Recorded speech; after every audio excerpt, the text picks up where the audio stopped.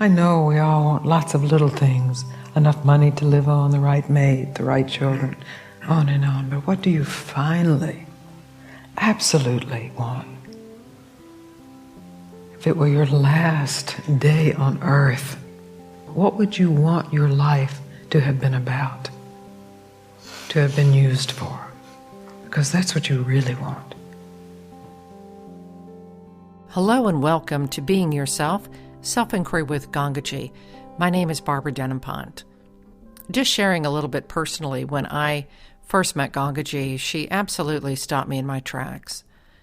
She was really helping me check my assumptions, the assumptions that I had about who I thought I was and what I thought was happening and what was here and what the problem was.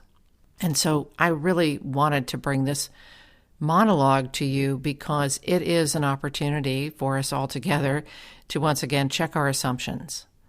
What do we imagine is the problem? Gangaji has a remarkable answer to share with you to that question. This was recorded in 2008. Let's take a listen. Hello, everyone. This morning someone came up and initiated our conversation with a problem, and I dismissed the problem and we got on with the solution, or what's also there, because often we're so overly fixated on our problems that we don't recognize that in fact we don't have any problems, really. But I don't want to trivialize the fact that we experience that we have problems. That's most of our common experience. And our experience is, if we could just get those problems solved, then we would have fulfillment, or happiness, or peace, or our purpose would be revealed. It can be very superficial. My problem is I need to lose weight, and then I'll be happier. My problem is if I could just find the right job, or the right major in college, or if I could find, I guess a little deeper, the right mate. Well, okay, I found the right mate, but now if I could have children. Well, now I have children, but if I could have the right children. or get rid of this mate, and the mate. And so we're like led around by our problems. That if we can locate our problem and solve the problem, then we'll be happy. Because that's the way we function as human animals, the problem of feeding ourselves, of sheltering ourselves, of protecting ourselves as a tribe. So it's a very important aspect of the way our minds function. But when it becomes the focus of our minds, we overlook this place of refuge, this place of peace, this placeless fulfillment that is our nature. Maybe not our human nature, maybe not our animal nature, but our nature before human, before animal.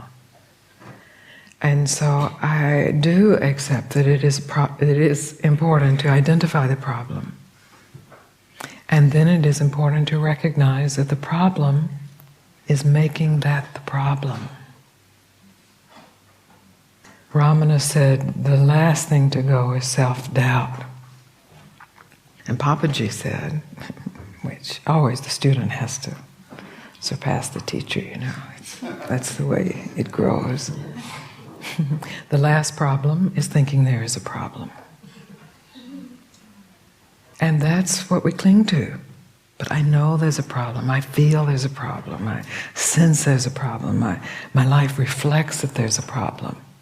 And that's the power of mind. So if you're willing just to give up that very powerful and hypnotic thought, me and my problems, just to give it up, then you are immediately in retreat from your life as you have written it, from the ongoing narrative of your life, your story. If you're willing just to put it aside, maybe it's a good story, a dramatic story, it has a great arc to it, and maybe it's even turning out all right, just to put it aside, to not have a story. You don't have a story, you don't have a problem. Check it out and see. So then your story of you may reappear, but when you have put it aside fully, you recognize, aha, here's the story of me back. And that in itself is not a problem. We are incarnate, we're living this mystery of separate selves, oneself. And there are challenges and there are problems. But when we make those problems that which separates us from fulfillment, that's not the truth. They are just problems. They have nothing to do with our essential nature and what is at peace. They are challenges. And we like challenges. As a species, we like them. It's the way our minds develop. Children like challenges. But when we become fixated on the challenge as that which separates us from truth and fulfillment, then we suffer unnecessarily. And when you suffer unnecessarily, your life energy goes into suffering. And there's none left over for investigating the truth of what is here. So that's a real waste of your natural resource. I mean, we talk about the waste of oil and fossil fuels and what that's done to the planet. But look what's been done to the planet and the individual universes with names by just this absolute waste of this precious natural resource called attention, which has a lifespan of maybe, if you're lucky, 100 years, normally 70, 80, 90, could end at 30, 20, 15. All you have is your attention. And where is it being spent? On problems? Well, let's say give 1% to problems. Give 10% to problems. It's fine. But to give the other 90% to what is infinitely renewable, which is the source of life, which is life itself, which is the boundless heart of existence, then you are contributing. Then you are actually offering your attention to the greater attention, and in some mysterious way to the creative pool that can actually be where the deepest problem solving comes from. You know, each generation throughout history has known exactly what needs to change to fix things, either about them or about us. And surely everyone in here knows enough about history to know how that has failed time and time again. It may have changed things briefly, but by the very nature of changing it, fixing them or fixing us, there are many more problems that arise, that wait, that come back to start the next cycle. So to not know how the problem will be solved, or if it will be solved, to not know anything about anything feels very dangerous to the human mind, because we must know, and we must know immediately, and we must get busy doing what must be done. But that's been true throughout history. And in fact, we have conquered the earth that way. But now we're at a time where the very fact of conquering the earth is ruining the earth. And we've conquered our mother. We've conquered our resting place. So maybe we don't know what should be done. Maybe in our arrogance as a species, we have actually made a mess of things. Not to say there hasn't been great beauty that's arisen from the mess, and great wonders, but overall, maybe we've made a big mess. And if we could just take a moment to stop piling on the mess, even stop trying to clean up the mess, because we could be making a bigger mess by cleaning it up. Who knows what we would use to clean it up with? And the residue of that, usually what we use is some kind of, if it's an internal problem, some kind of internal genocide. I hate this about myself. I've got to get rid of this by myself. In myself. It's ugly. It's horrible. I never want to see it again. I banish it. I will kill the ego. And then we're just murderers and perpetuators of hate. So if we're willing to stop, to just step back, to just open. And it is open to guidance, but not to open for guidance, but just to open. Open for openness' sake. To truly rest in the refuge that is silence and not knowing.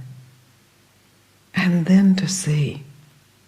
And it's perhaps in that moment or that weekend or that week of deep rest or that year, however long you are drawn to stay there, that there is a maturity that arises, that actually the child becomes the adult and doesn't need instant gratification, doesn't need praise, doesn't need punishment, can actually see from a bigger perspective, and from that can ask the right questions and can receive the answers without knowing what those answers will be. You know, we ask questions knowing what we want the answer to be. Or we meet our emotions knowing what the result will be, we hope. That emotion will be gone and never bother me again. But that's like, meeting your neighbor, hoping that you can say hello to your neighbor and you never have to see them again. You've done your duty by your neighbor. And it's all, whatever's happening externally, of course, is what's internal. It's a reflection both ways. And so if we're willing to stop, and in the beauty of being in a retreat, we have stopped our normal lives. If we're willing to take that more deeply, internally, there's a great revelation awaiting. I don't know when it will appear for you, but I know that that's what's brought you here, and so that's the proof that it will appear. It can appear in this moment. It can appear on your deathbed. It can appear in any moment. But your openness, you being the invitation for that which is in you to appear, is irresistible. And so the conversations that happen here and what's said here is not to be taken literally. I've heard people say, well, you said once, and show me in my book, well, you said, and it's like, well, give me that page and then let's rip it up. Because in the moment it's all being said just to invite attention into a deeper, unknown, and maybe terrifying place that under that can reveal true identity, the awake awareness that has no problem with any problem, including ego. Only ego has problem with ego. It's a battle between superego and ego. The one representing God or the parent, and the one representing child or the rebel. That's where the battle is. And of course it's reflected in our relationships with our friends and lovers and other nations and maybe other planet systems, who knows. So if we're willing to end that battle, stop hating the ego. Who is it that hates the ego? It's the superego. That's ego. If that battle can stop, and it stops when it's stopped being fed.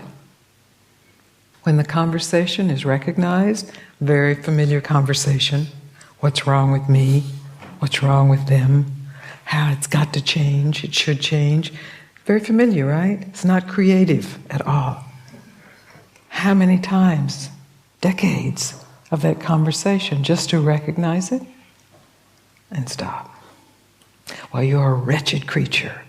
Yes, I'm a wretched creature. End of conversation. Not, oh yes, I'm a wretched creature. That's a continuation of the conversation, because later will be, I'm not a wretched creature, I will prove to you I'm not. Yes, wretched creature. Experience the wretchedness of creaturehood.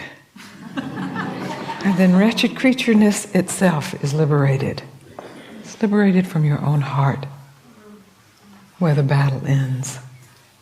So that's what these conversations are about. They are not teachings. That's why whenever I see anyone taking notes, I'm curious, what could you be writing down? You know, in the videos and the books, they're all just designed to support you in discovering for yourself what is it you truly want. I know we all want lots of little things, enough money to live on, the right mate, the right children, on and on. But what do you finally, absolutely want? If it were your last day on earth, what would you want your life to have been about, to have been used for? Because that's what you really want. And that's what our time is for support in that deep, true desire. That's what links us. We are in this together, all over this planet. And we meet sometimes in cities, we pass each other sometimes in supermarkets. There are glances that happen. Maybe we never speak. But blessedly, we also come together in gatherings like this, where we can speak openly, where we can expose ourselves, where we can offer ourselves to each other in the deepest sense.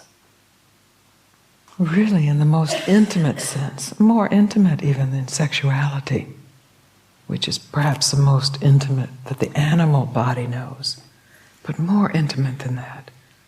Not needing history, not needing personal relationship, just the giving of ourselves to each other,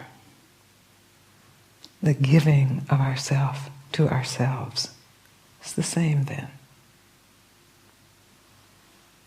So the other day when this beautiful lady was down here who couldn't hear, I see there with the earphones, at the end of the meeting I asked her, I said, could you hear? And she said, well, not much, but what she did hear was not to worry, just to open her heart.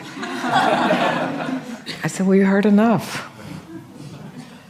So it's really not about catching it literally. This is not a schoolroom. The tests will come, but they're not schoolroom tests. And the way you fail them is not, the way you succeed in the test is not the way you succeed in school.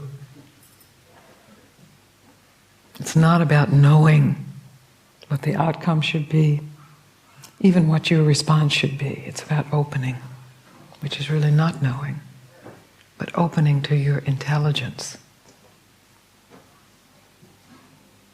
So, I welcome you to these meetings, and I want to hear from you.